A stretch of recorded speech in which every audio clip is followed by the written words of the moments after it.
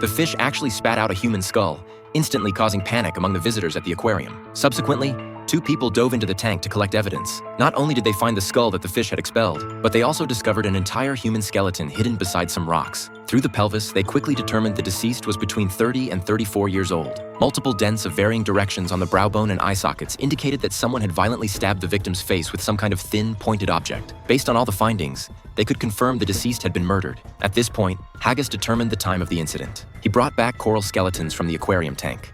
These organisms only produce calcium carbonate crystals at night, indicating that something had died in the tank on Friday night. Between midnight and dawn and 6 a.m., 28 people were in the aquarium during that time period, mostly staff and security guards. The missing person on the list was Jazz, whose skull shape perfectly matched the deceased. Meanwhile, agents found the weapon that had inflicted the facial wounds. They discovered a tiny semicircular ridge in the skull's dents, which matched the needle of a hypodermic syringe. The diameter comparison suggested it was a 14-gauge needle, meaning the victim may have been injected with some kind of drug.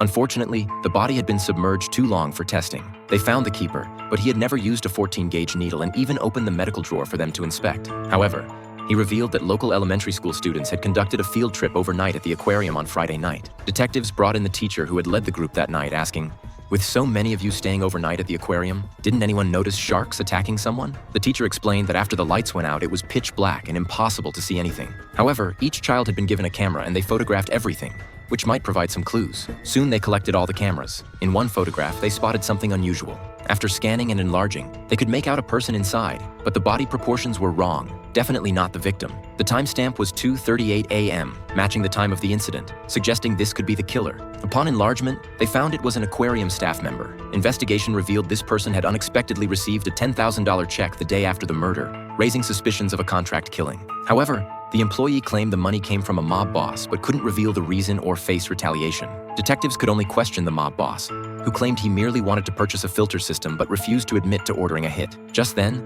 they noticed that lionfish spines looked very similar to 14-gauge needles. The female detective now had her answer. She went to the only tank containing lionfish. The female detective observed that the damaged edges matched the fractures in the victim's skull. Lionfish venom can cause a person to fall into a coma, so the real murder weapon was the lionfish. To confirm this, the female detective conducted an experiment. On the night of the incident, Jazz had spotted the most venomous lionfish and wanted to observe it closely from above the water surface. Someone forcefully pushed his head into the tank, causing the skull fractures. The lionfish, defending itself, stung his eye with its venomous spine. After Jazz was rendered unconscious by the toxin, the killer dragged him into a nearby tank, attempting to destroy the evidence. Soon, he was consumed by the fish. The victim Jazz traveled to Brazil for surgery every 6 months. The elementary school teacher had also visited that town this year. Given his salary,